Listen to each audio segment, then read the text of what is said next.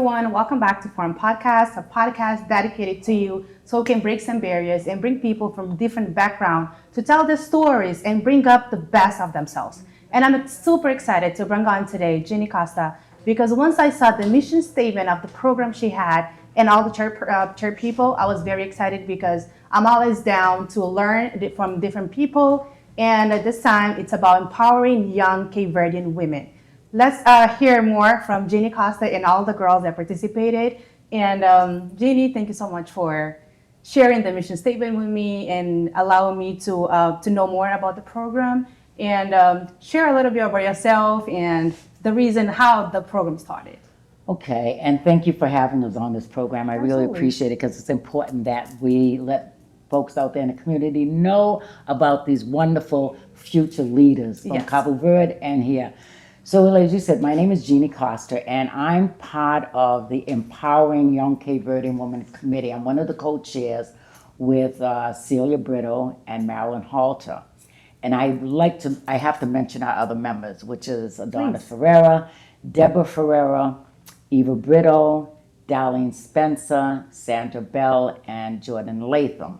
That's our core committee. We come under the umbrella of the Women's Fund.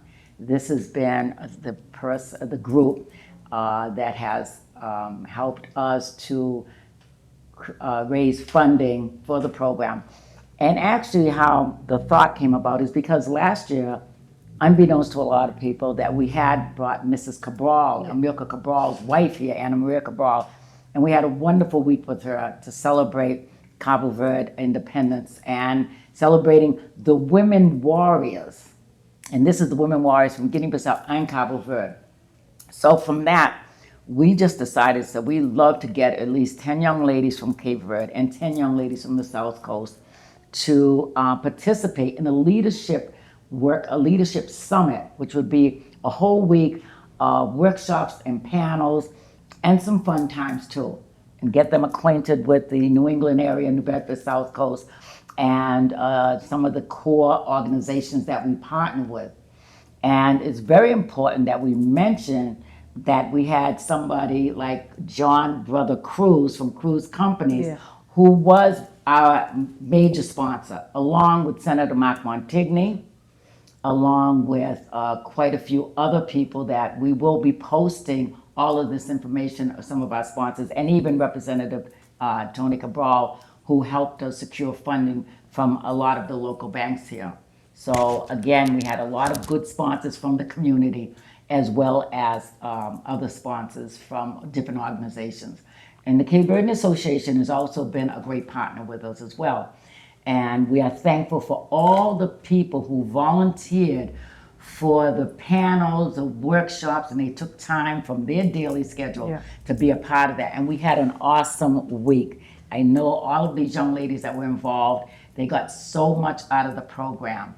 So we can move along, and because I don't want to just keep talking because I know we're limited for time, but whatever other questions you want to ask. No, that's great. But what was the key goals and objectives of the program from the girls, especially like those came in from Cape Verde, but the ones they hear that maybe haven't been part of any program like this before? So we partnered with, which is another very important point to make, with a women's organization from Cape Verde, from San Vicente, Fatima Balbina Lima. And through Raquel Dias and Evelise, who is on the other group, we contacted and we said, this is what our goal is.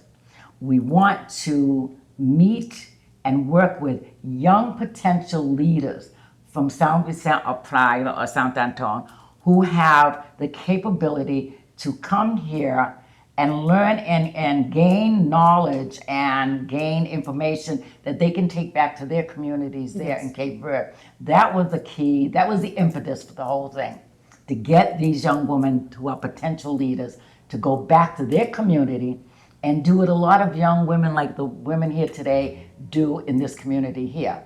So it was that networking. We wanted to create this kind of bond between them, the young ladies here today, and the others. We had 10 from the South Coast. And to create that bond so that they could network back and forth and hopefully stay in touch with one another. Yes. And we have a lot of people that were, like I said, on the panels and groups that gave us information about possible international internships. And that was very important because a lot of these women coming from Cape Verde, they don't really know the system and how to get Right. to travel to get here. And I'm going to tell you something. They didn't get their visas until the day before they got on that plane. So that's another process. So they weren't even sure they were going to get here. We were praying. We were biting our nails. Yeah. But Fatima Balbina, Raquel Evelise, they were so important to that happening. Yeah. And like they said, the morning that they went, it was for them like being in a court session. And, it was like an interrogation somewhat. Right, yeah. And it was kind of intimidating. But one of the things Fatima said, she says, if they keep our passports, that's a good sign. And they did. So until the morning next, it was like 5:00 in the morning when I got a text saying they got their visas. And I was like, yes. Finally, oh my yeah. God, yes. So once that happened, we said, okay, just get them on the plane and get them here safely. And then we'll connect and, go from there. So yeah, it was nail biting. That's really good. So from the first day, the meet and greet up until this point, what do you think it's the most beneficial thing that happened with the program and all the girls that were involved? Yeah. It varied because we wanted to do some real intense work with mental health. And in some cases, it got very emotional. Yeah, the girls were telling me about it. I myself got very emotional because these are our young leaders. Yes. But we needed to have and allow them to express themselves, to talk about some of the things that may have caused them to, may have created barriers for them to move forward. So that process was so important and it was so cleansing. And when I think the mental health part of it, I think some of the fun things that they did, we wanted some downtime for them. But we chose the particular workshops to coordinate with the next one. Yeah. Like if they talked about mental health, the next thing was talk about potential. What's out there, what's available to them. And the one thing was a major point we kept saying, don't let anything or anybody stop you from your dreams. So that was so key. And these young ladies here, like I said, from South Coast, they have more advantages, but they still have their barriers and their struggles and everything. But we're getting to, because you know what this country is looking like right now. True, yeah. So we all know that we have to be, connected to one another, to lift one another. Yes. So that's very important. I think that's one of the key points that you just said right there, because when I saw the mission statement and I saw the mental part of it, I was like, Yes. it's going to be very important, because especially like us, I'm 30 Right. years old, but we don't really have help like that unless we actually go and find help. Like it's the household, it's the culture, the community. It's very close-minded when it comes to that. So when I saw it, I was like, Absolutely. I'm very happy that that's happening. And when the girls told me about being emotional, like I knew it. It's part of it. I absolutely, and I have to give credit to the women that were able to understand that once these girls started expressing themselves, we allow them to just keep going with Be that. yourself, yeah. Be yourself, and know that anything they said in this room was Stays going to stay here, confidential, because that's important. Yes. Because then once you know that other people are aware of some of your issues, Yes. then they start to shut down again. Yeah.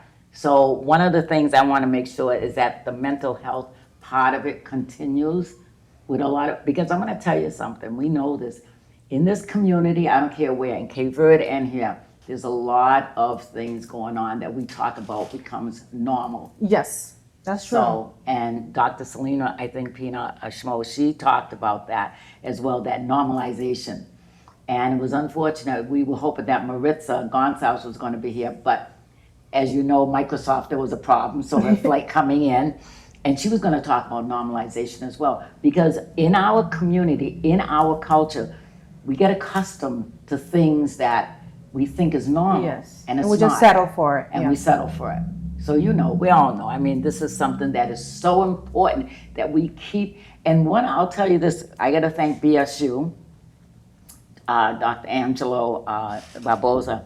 He had a couple of presenters there at BSU, and one of them, his name was Jabril. I have never in my life, as much as I've been to school, college, and taken courses in psychology, his analogy for mental health was so awesome that I'm going to have him, actually I want to invite him to come down to New Bedford and do a major workshop here because it made it so clear about the brain and the body and that association with mental health. So this is not going to end here. There's going to be more going on, and I just want all of these young ladies to be empowered and to move on and do all the best things that they can do in their life. That's huge, actually. Yeah. Because that's what people want to hear, that you have someone here. It's not just someone that says, if you tell me something, people are going to know. No, I want to help you become a leader. And to become a leader, you have to let go of a lot of things, a lot of baggage that you have, but you cannot share with other people. And that's why all the panels, all the workshops were led by phenomenal women from this South Coast area. Women who have come, some of them came from Cape Verde, some of them were born here, but they all came up from humble beginnings. And I showed, when I said, look in this room, look at these people that are on this panel.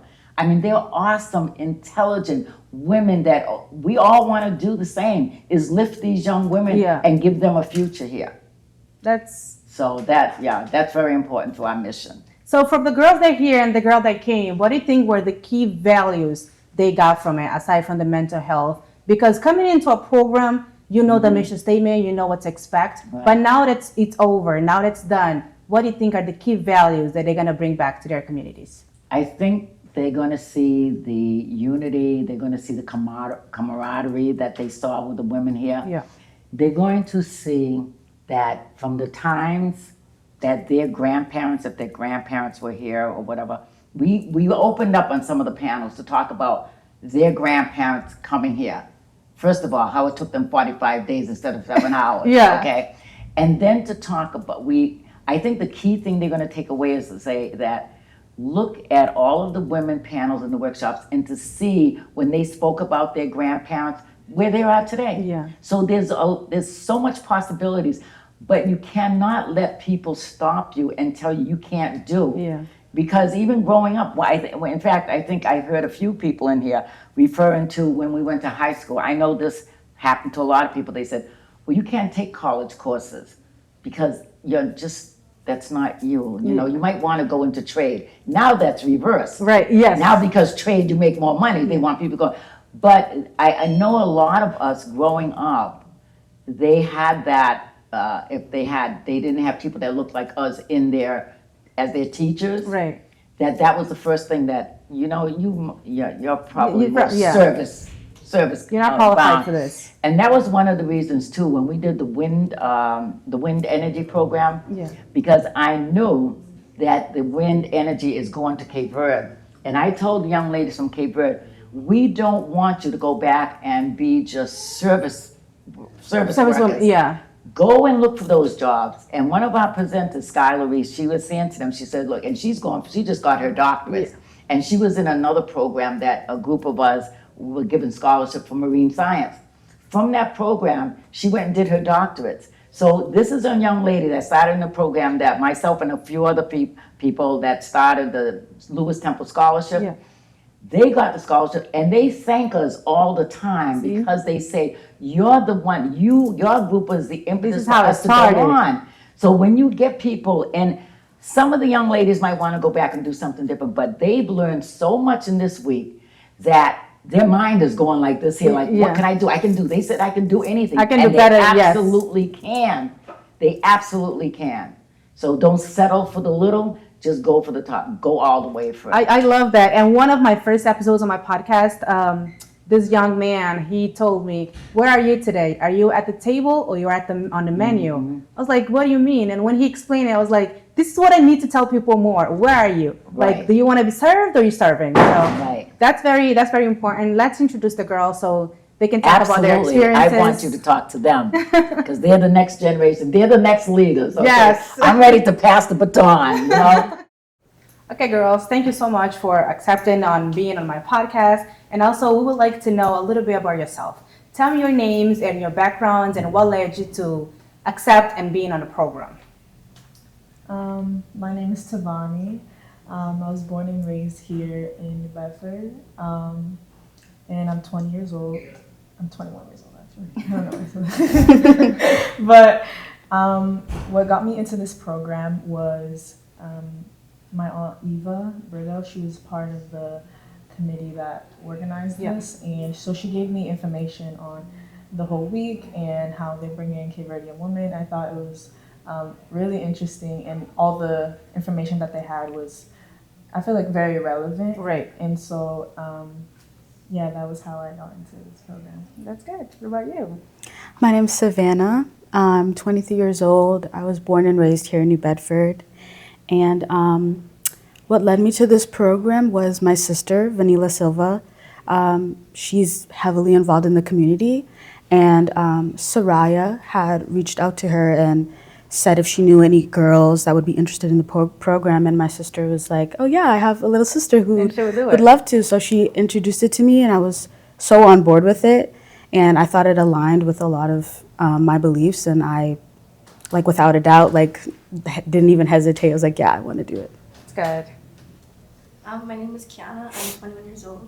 I was born and raised in Brockton. What led me to this program is actually the Pedro Pires Institute at Bridgewater State. I got an email from Sandra St. Laurent there saying if I want to be a part of this leadership summit, and I said, oh, what a great opportunity for me to grow my skills. So I ended up joining. Do you go to Georgia? I do. Oh, I graduated there. I did my bachelor's there. So as a young Cape Verdean woman, what do you think your challenges are mostly before coming in here? Because as we're talking about mental health and all of that, that's one of the greatest things that they put in a program, because that helped us a lot, especially like being not just Cape Verdean, but being a young woman in this generation. Mm-hmm. So what do you think were your challenges and where you are at now after the program? I would say sometimes as women of color or from African descent, sometimes we have certain responsibilities that I think are empowering to hold, you know, being a part of like the family and having like a helping hand and all that. Yeah.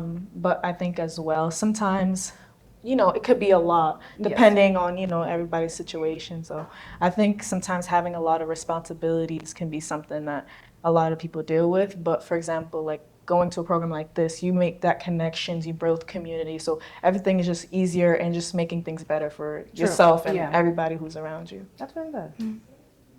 I think not only being a person of color in America, but being a woman on top of that, and an immigrant or having parents who are immigrants to this country is already like the most oppressed person that you could be in United States at least. So I feel like having a program like this where there is representation of women who are in higher power, so you could see that for yourself that it is possible to be successful and have power in a country like America, is so important, because representation really, really is impactful for young girls. And so I think seeing that firsthand is just really eye-opening, and it's something I'll remember for the rest of my life, and knowing that I could just as easily be in that position is like, really uplifting. Really good. I really agree with what Savannah and Tavani said. I think those are like both great points. And I also think that being that I'm a first gen, like born in America, it's so different, like as if I were to be born in Cape Verde. It's like now I have to build my own community and find like the support, because it's so different from what my mom had. And it's like the way she raised me, it's like it's for a new world and a new country. So it's very different. And I feel like this really helped me to find like a community or like a sisterhood now. That's amazing to hear, actually, because that was the goal of the program, not just bring you here, but make sure there's a union and that you're getting something out of this, so you can, like, let's say 2021, you have a whole life ahead of you. Now you know what you actually want to do. So I thought I couldn't do it, but now I actually can do it because I have a support system. Mm-hmm. You're not alone. Mm-hmm. So how do you think with this program, now that's done, how do you think you're going to inspire your community now? Like, what are you going to take out of this? I think from this, one of the things that I appreciated was being able to connect with girls from Cape Verde, and to, be able to have connections. So when we go to visit, and for example, if the opportunity is for them to come to the United States, they have someone, and the whole idea of the immigration and all that stuff could be something like really hard to bear. So I think that's one thing, but also just having connections in this community. I think since I just finished school and I'm trying to figure out my ways and how to support myself and those around me. I think it was powerful to see women who do that for themselves, and career opportunities, and also opportunities, just being a better person, being able to listen to other people's stories. I think growing up, like from a very young age, it's been instilled in me the power of sisterhood and uplifting other women. For example, like I went to OSS, an all-girls school for middle school, and I had women like Bernadette Souza, who was one of the panelists during this week as well, like tell me at a young age that I am powerful, I can do whatever I want to do, I am beautiful, was really, really important. So I think I want to bring that back and work with younger girls as well and teach them like really, really young that they can do whatever they set their minds to. I think that's just so important, tying back to what I answered earlier, representation. So I think I'd like to work with the girls in my community more. I love that very much, yes. I think for me, since I work at a daycare and I'm studying to become like a teacher, I think it's so important to have like the mindset that like you can do anything that you set your mind to, and like you're so powerful. And like I know in the beginning of the week we did vision boards, and it was like to set your intention for the week. So I think that's something that I'll take with me. It's like setting my intention for anything that I start, keeping that open mindset. That's really good, especially like you now working with kids. It's just like you have a huge impact in their lives. I used to be a daycare teacher myself, and now when I see the kids, they're all grown up, they all ended up doing different things. When you see them, they're like, I had an impact in their lives because it's 10 years ago. They still remember me. That one little thing that I did for nothing because I was an adult, but they still remember it because that's the impact that you have on kids. So how do you guys plan to stay connected? Because now you guys work together every single day because of the program. How do you guys plan to stay connected and not let this die just because the program dies or the program ends? I know that I got all their Instagrams, so I'm just gonna follow them on Instagram and get connected that way. It's very important. So because this is not, it's just like it's the first time that it's happening, but there's more coming, and it's important for other girls to see that it wasn't just a week of being in America and doing things. It was a week of many. It was just the start, just the beginning of a lifetime, because there's so much you can learn from it. And even like, let's say next year they do it again, they might invite you guys to come or have new girls, but you're still going to be part of the community, and there's still like every time there's always something new to learn. And that was also the goal of the whole mission statement of the program. So how do you plan to continue your personal and professional growth from this? Because now the program ended, what is your personal and professional goal? I would say I learned about like having connections. Everybody was very welcoming and warming, so I was able to find some connections. Specifically, I'm interested in like the science area, so we talked about like wind turbines, and I'm gonna look into that. There were some connections with my the community college that I go to, so hopefully I'll be able to make some connections that way. As well as, like I mentioned, just having connections on the personal level, being able to connect with other women, and to, get out of my comfort zone and, approach people and things like that, even though sometimes I can be a little shy. But I think putting those two together, I think in the future I would hope to be able to go to Cape Verde and, make an impact there. So I feel like, with those two things in mind, I think I'll be able to, this is a stepping stone to be able to do something like that. Yes, it is. It really is. Yes. Yeah. Tying back to what Tavani said about stepping out of my comfort zone and growing, because you cannot grow as a person if you don't put yourself in uncomfortable situations. And for this was something different for me. Yeah. And I'm leaving here with a more like eye-opened experience, because not like seeing the girls hear messages and empowering thoughts that they're not used to getting back at Cape Verde, it made me realize like, wow, I am so grateful to have these women that are in my life since I was so young, and to almost like, I almost got numb to it in a sense because I was so used to hearing this stuff that I was just like, yes, like I know I'm beautiful, I'm powerful, and I can do anything. But seeing it from their perspective, it almost made me realize like, wow, like I really can, and this really is so special. So I'm gonna instill those every day into my life and tell myself every day, like, girl, you can do whatever you want to do. Like, Yes, you can. You Yes. can, and so just to continue doing that, putting myself in uncomfortable situations and leaning into that. That's really good. I think for me it was like a personal growth because not only did like I have to come from Brockton every day to do it, so that was like something big. It's like I don't know New Bedford, so Right, it's yes. something big. And then like the language, it's like I'm not used to the South Central dialect, so trying to understand that too. So it was about like growing and overcoming those. Because at the end of it, it was like, oh, I can understand you now. Yes. So it was like a personal growth and making sure that I'm like taking the time to really focus on what I'm doing and the reason why I'm doing it.